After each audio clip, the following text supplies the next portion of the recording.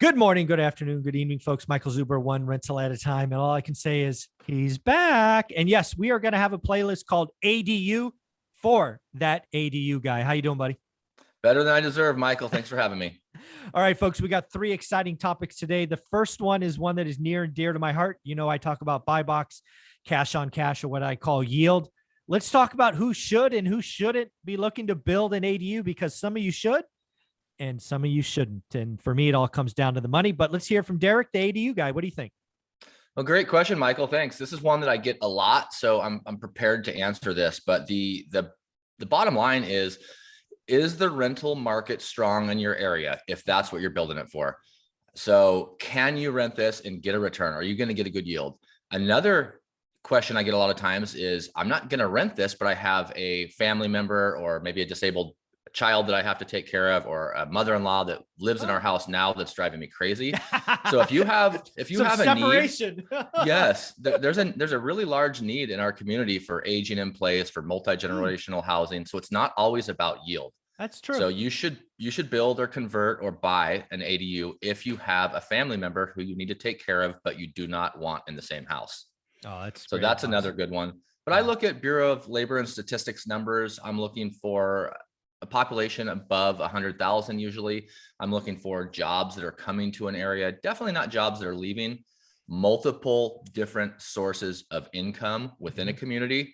I wouldn't want to build an ADU if, one company could pull out and take most of the renters with them. If my goal is yield. So really it depends on your goals and your area, and we can expand from that. Yeah, the first thing I want to say is I'm glad we're kind of in sync here, because I never know, right? We don't practice our interviews. For me, ADUs, they're not there yet, Derek, but they could get there. Let me explain what I talk about. One of the things that I am hypersensitive, one of the things that I still go to conferences and speak as often as I can, because I like to give value. I like that. But really what I'm doing is a subtle thing. I'm trying to figure out where the audience is going, because the herd scares me to death, right? I have seen the herd run off a cliff over and over and over again and get smashed. I will not be in the herd, not happening. And why do I bring this up about ADUs? Well, it is starting to percolate. I'm not saying it's there yet. I'm just hypersensitive. My little spidey senses are out there. When I hear people reach out to me and say, ADUs is my way to wealth, and ADU this and ADU that, and they haven't done the work, because you can make lots of mistakes. Go back and watch some of our videos. I almost made a horrible mistake by overbuilding and not running my numbers. I would have lost money, right? It would have been a stupid investment. So again, I am hypersensitive when people think there's easy money in something. I do not think it makes sense to build an ADU everywhere. I certainly have already learned it doesn't make sense to build the maximum sizable ADU, right? That was, at least in my market, on my plot of land that I'm doing right now, it made no sense to build the largest, which was 1,250 square feet. The numbers didn't work. It does make sense to do 625 square feet or half the size, and it makes great money. But man, there are sometimes, so again, I get hypersensitive when people think it's easy money. Think Airbnb arbitrage, think syndication, think flipping, think wholesaling, because all of real estate investing takes work. There are numbers that work. There are numbers that don't. So for me, it is all about yield. I want to get positive yield. I don't want an alligator. I don't want to just build it because I can. I want to build it where it makes sense. What do you think of all that? I think you're spot on. And there's a reason you're an author and you have a huge following and you're actually just kicking ass in this space. Okay. That's very well said. And I want to touch on a couple of things that you said that are right on the money. Is it doesn't work everywhere. And people are starting to think, because it's a buzzword, it's really trendy. Every realtor is saying this property has ADU potential, that it's giving people a false sense of financial security, that they think they're going to use this vehicle and they're going to retire from their job in a couple of years. And that's not true. This is a grind. It's not easy, but it is achievable. You did say short-term rental, and I think it's we'd be doing a disservice to not mention that a lot of people I'm dealing with, they call me and they say, Derek, I love what's going on with the ADU space. I love the legislative changes. I want to build one in my backyard and do a short-term rental. And I always remind people that the legislation that's really brought this strategy to life is for infill needed housing for market rate or even more affordable housing. It's not to rent to people that are visiting our area. So legislators are really, really sensitive about short-term renting these. Yeah. And, you know, one city council person or one mayor or one complaint at a town hall, and that's how legislation changes locally. And I get alerts every single day. I'm watching the short-term market really close. And every day, more and more counties, municipalities, and states are saying, no, you cannot do these in these zones.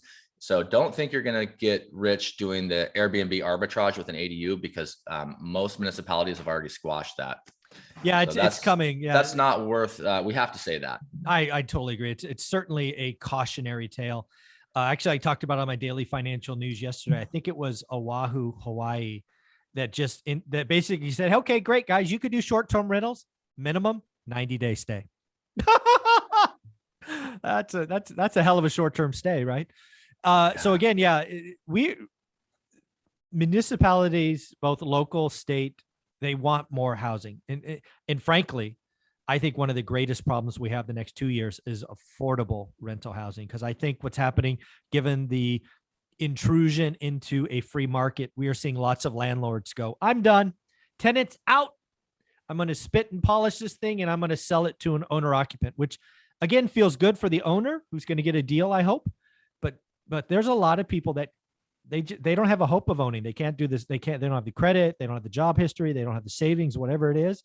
And we are going to see the affordable rental could go the way of the dodo bird. So ADUs are supposed to fix that. It's not supposed to become a weekend rental in Los Gatos, California, or something like that.